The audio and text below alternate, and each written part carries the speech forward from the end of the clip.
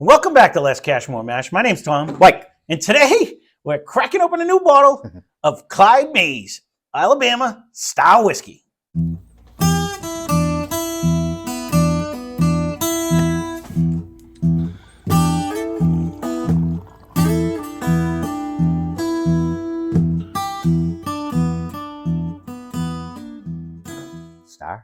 Style. Oh, style. That was my accent coming through on that one. So this one was actually a very, very generous donation from the girls at Marty's many moons ago. It's been in our sack over there for a while. We just kind of dug it out.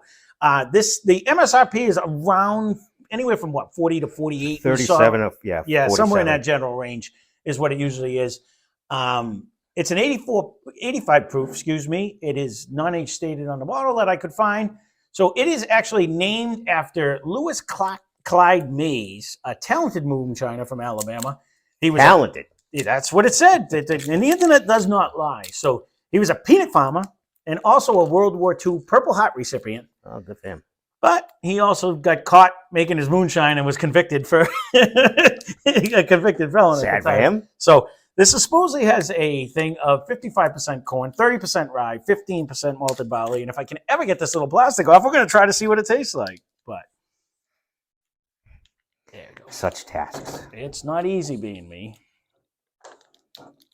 After all that, usually I try to roll the B-roll while I'm pouring, but I couldn't get the stupid plastic off. So that's not going to happen. So speaking of that, leave a comment down below. We did find a dimmer switch on the lights that I had purchased. So we have been running them. We ran them on high for a couple of days. We ran them in the dark for a couple of days. Hopefully you guys all commented on that. And we ran them on high for a couple of days. And we did notice it was making the bottles look funny. So we've been trying different colors every day on different, when I remember to change them. And on different levels. So just leave a comment down below what you think. What you think of any of the edits. Good, bad, ugly. Let us know. We appreciate hearing from everyone. I'm trying to improve. I don't want to end up wrecking it, making it worse, but I'm trying to make it look. Oh well, listen. So, I mean, the masses will win. Yeah, no, I do appreciate when anyone comments, whether they like it, don't like it. And again, sorry if you're on the don't like it, and we stay with it because you can't please everyone. But I do appreciate. I don't mind the nose. I was just going to say, without a sip, there's nothing strong nose in it. And I'm wondering. It's the rye. It's not a bad flavor. Someone didn't read the bottle. It's not 100% traditional. No, there is a tweakness. There's a twang in here, and I'm not really sure. And it's in the nose as well. Yeah. Which I didn't. Again, we suck at picking it up. I suck at picking it up. It must be that Alabama water we're going with. No, there is definitely something. I'm not gonna put it in the same category, but much like when we did say the Balcones from Texas, it came off with a different. That was totally. I'm not putting it in that category.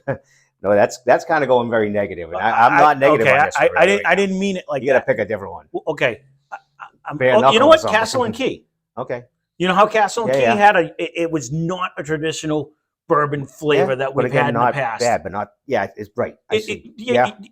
That was my second one. So that's a better one. So it's if you drink that originally and you only like to taste the normal traditional bourbon, and you know, I'll see if you come up with it. If you come up with that, I'll give you a few seconds. Okay. It's a test. I hear the Jeopardy theme going on. Well, because like you said, sometimes it's subliminal, and I just heard it, but I almost get a peanut out of this. In the nose, I think that's that. Alabama's not known for peanuts. I just all of a sudden. I was singing "Sweet Home Alabama" in my head when you said where was the peanut farmer? Georgia. I believe he was in Georgia. Not far. They are not. They are not. I will give you that. One might have a little more cotton than the other. You know, leave a comment down below if you've had this. Would you rebuy it? Part of the reason we got this because she was having a hard time. Nobody would buy it. That she said, yeah, it was. The salesman come in and said, "This is the next new great thing," and it's been sitting on the shelf. She's like, "Hey, try this. Let me know." She's like, "Try it," because nobody will buy this thing. I got to be honest with you. I am not hating it. I'm not. $40.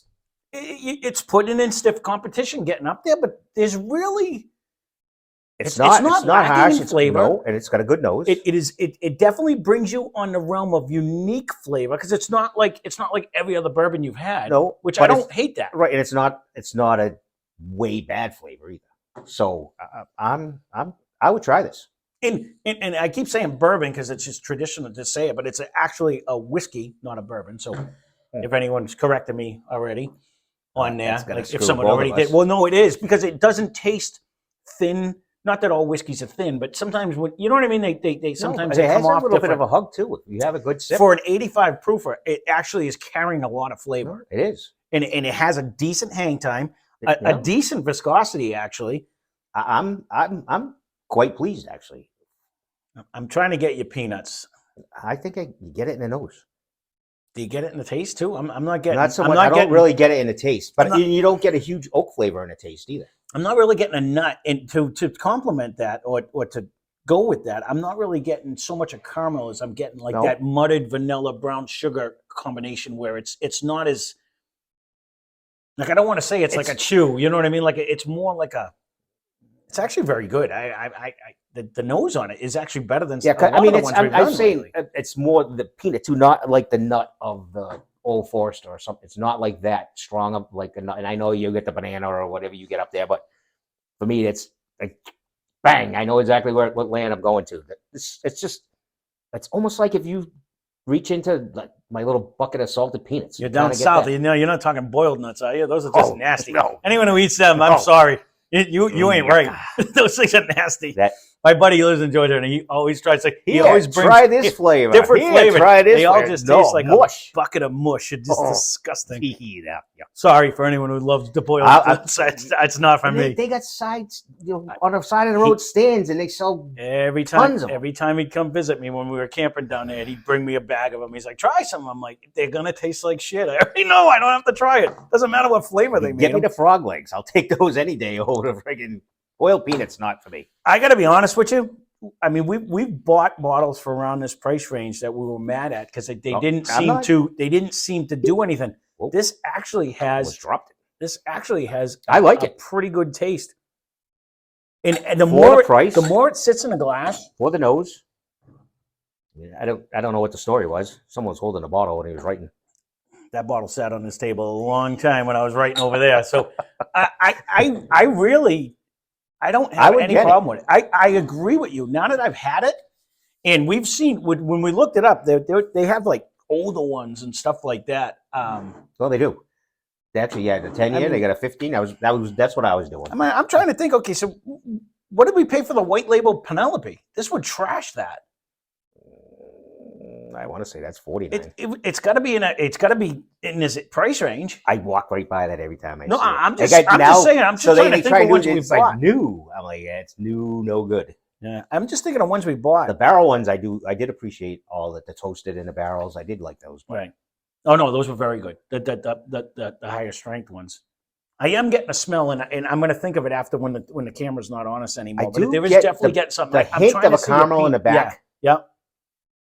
I'm telling you, it's like it's smelling like the bucket of peanuts I have in my truck. Little salted peanuts with a caramel. There is definitely a lot more caramel smell than I've had in some of the other ones that we actually really love. It's actually it's a good tasting. It's a good color too. Actually, when you think about it, they didn't have a statement on here. If it is, it's underneath. But or it's in a fine print that some dope didn't read. Yeah. But I would run out and try and I would get this. I would buy this again. I'd keep this for myself. You can't have it. I don't think it's bad because Steve's gonna love this. I don't know because it has 30% rye, so I know not to you because you like more of the proof, but it doesn't drink as smooth as like what do we have the wheat one when we or the you know what I mean how we drank it the other day. Right. And it was a 94 proof.